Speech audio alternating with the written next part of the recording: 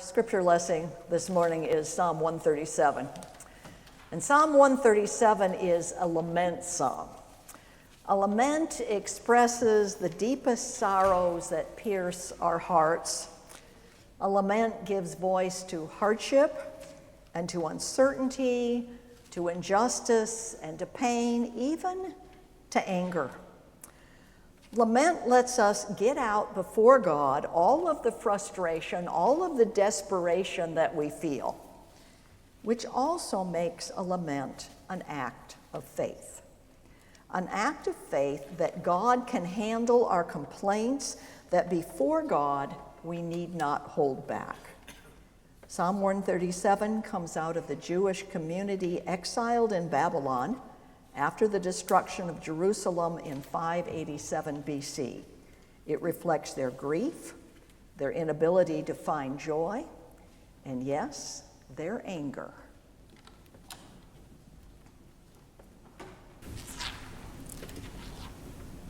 By the rivers of Babylon, there we sat down, and there we wept, when we remembered Zion.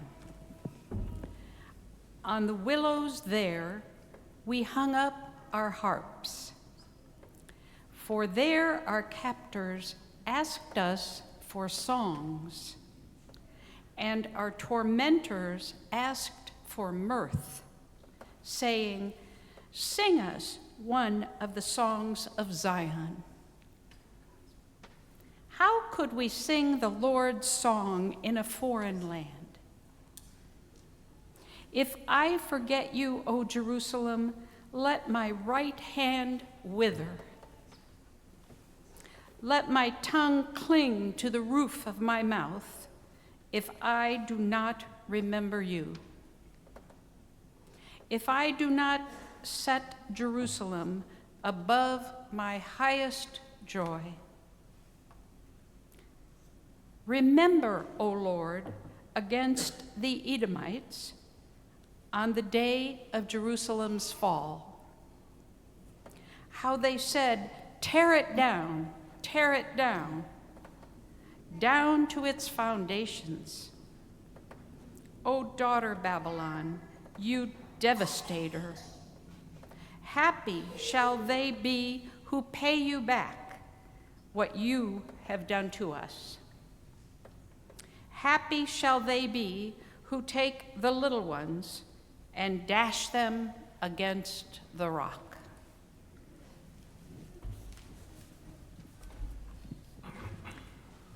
Does that make anybody uncomfortable? Okay, I hope so. We don't often read this psalm in worship, and when we do, we normally leave off that last verse. It is uncomfortable. And it's uncomfortable to be reminded that maybe we sometimes have thoughts like that also.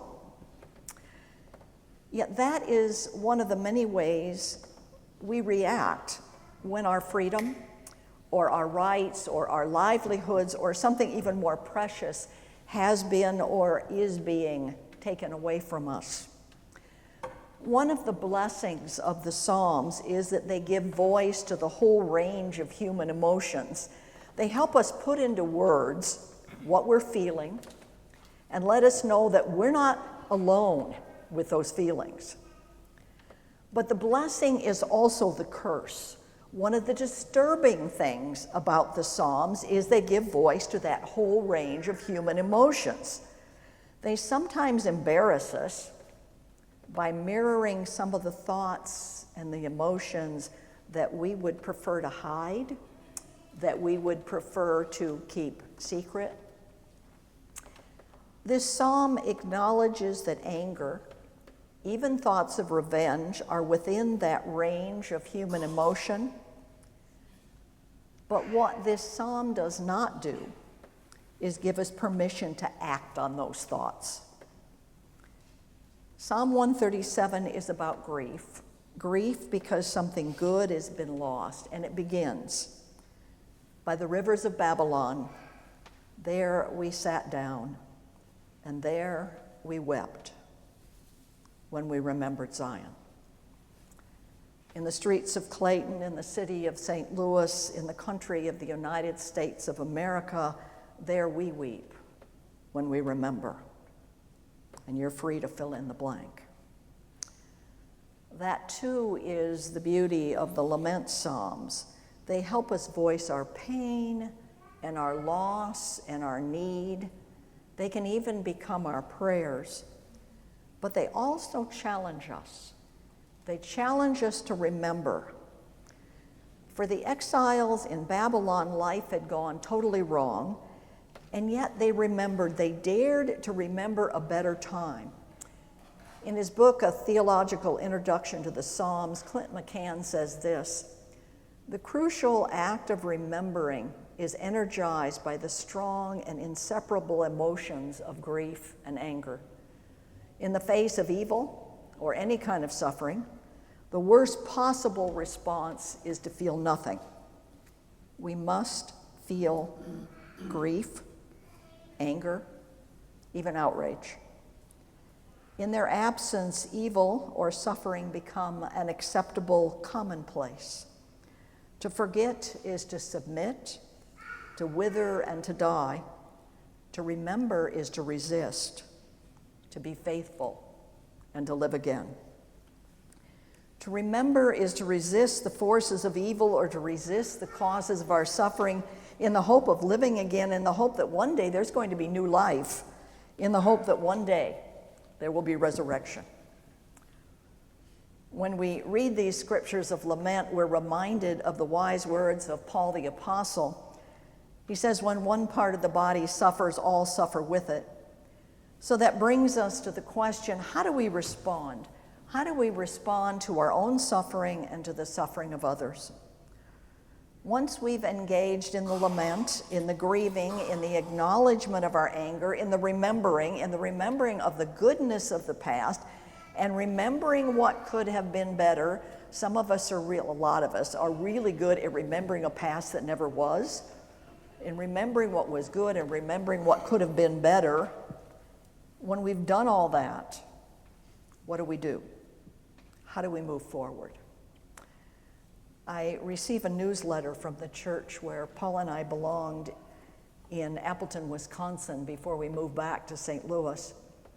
In the letter a few weeks ago in that newsletter was a letter from the pastor of the congregation, and she wrote these words: "I love worship at our church. We worship with joy, a sense of humor, radical inclusivity. We name our fears, we pour out our laments. We are reminded that we are called to be people of hope, called to be followers of Jesus, and sent back into the broken, desolate, yet beloved world to share God's love." Sounds a bit like us, doesn't it? Friends, this world is broken. And each week it seems there is another reason to weep. When we worship, we're not squeezing our eyes shut and pressing our hands over our ears. We are bearing witness. We are bearing witness to the truth that the news cycle is not the only reality, that trials and tribulations are not all there is. In worship, we're bearing witness to a God who cares deeply about the suffering of all people, a crucified Christ who knows our pain. And we are bearing witness to the promise that this God is still speaking, still acting, still sending us out to be the church. Now, contrary to popular opinion, and a lot of people will argue with me, and I'll argue right back, the book of Revelation carries the exact same message.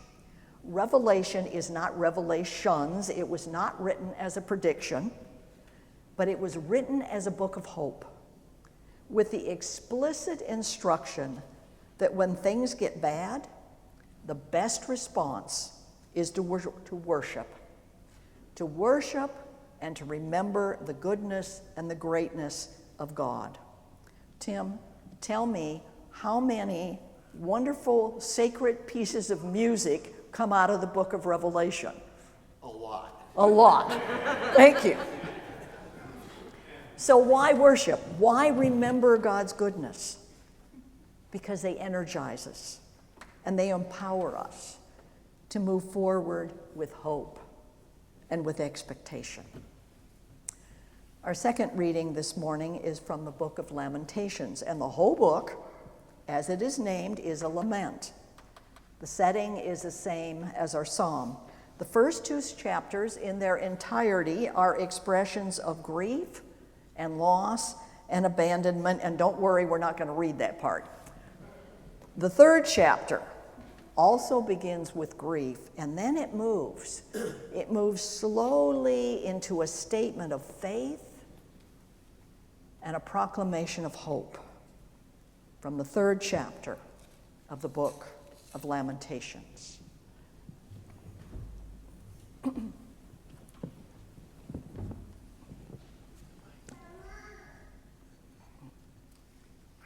The thought of my affliction and my homelessness is wormwood and gall.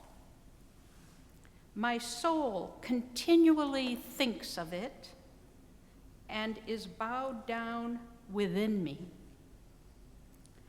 But this I call to mind, and therefore I have hope. The steadfast love of the Lord never ceases.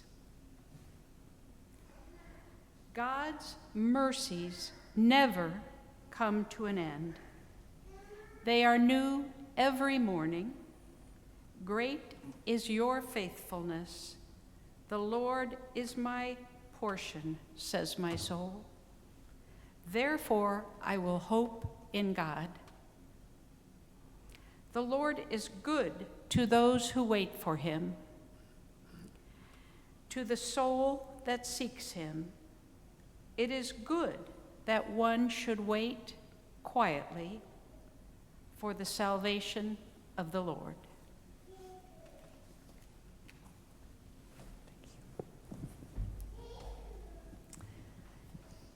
In Walter Brueggemann's introduction to the Old Testament, I still keep that on my shelf from over 30 years ago, but it's a good book. He includes an analysis of the poetry of lament that was written by Kathleen O'Connor. And she says a couple of things that I believe are pertinent to our need for lament today. First, she says lament is an act of truth-telling and faithfulness. Even as we complain and rail against our real or perceived enemies, we keep on communicating as if God is going to respond. We keep shouting about what is wrong as we go forward with that shaky hope that God hears and God is still open to us, that God can be persuaded to see us and to see our plight. Lament is an act of faith, expecting God to meet us where we are, as we are, expecting God's Spirit to show up in the midst of it. Second, lament is a wish for justice. Lament names injustice and hurt. Lament names the evil. When people are deprived of their dignity or control of their bodies or what they need to eat and clothe themselves, or what they need to flourish in mind or in spirit, they need to lament. Lament names the injustice and the hurt. Lament names the evil, and you can't fix it if you don't name it. Third, lament is a teaching of resistance. By urging truth-telling before the powerful and providing language and form and practicing defiance, lament encourages resistance and promotes human agency. A lot happening these days, sometimes in our personal lives, but definitely in the world around us. A lot that's going on that calls for lament. And we need to get it out. And then in solidarity with one another and with God, we need to move forward, finding a way we can promote a world where lament is no longer necessary. In her poem, When Darkness Comes, What Will We Do?, Reverend Carla writes these words. She says, yes, sit with your own shadows. Go ahead and voice your laments, but stand against theirs. Resist the lure of apathy. Engage in the work of truth-telling.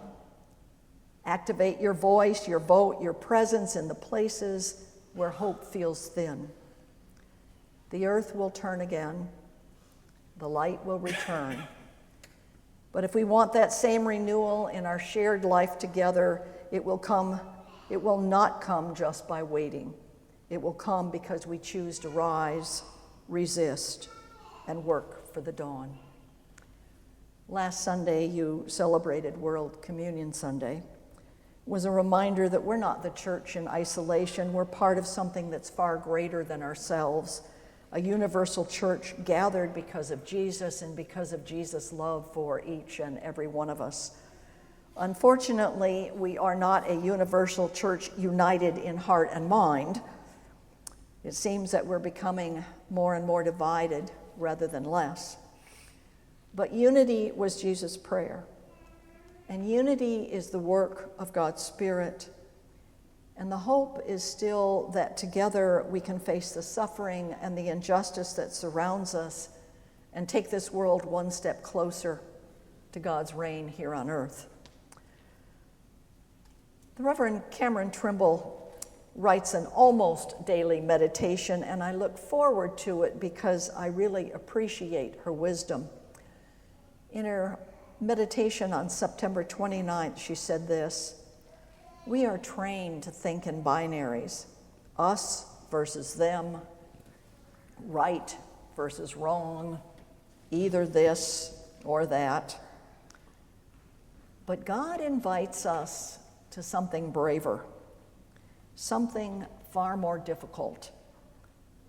We are invited to hold truth and compassion, to speak with moral clarity and to listen deeply, to organize against systems of harm without sacrificing our own humanity in the process, to hold love and accountability. A tall order and hard work. It's also the call of the gospel. So hold your convictions, lament, scream, cry, march, vote, pray, preach, protest, whatever action God is calling you to. But also look your neighbor in the eye. Remember the complexity of every human life. Refuse the cheap comfort of enemy making. Use your anger, not for harm, but to energize the work of making this a more just and peaceful world for everyone. Because like it or not, we are in this together. In the end, the real battle is between love and fear. And only love has the power to heal what has been broken. Praise be to God. Amen.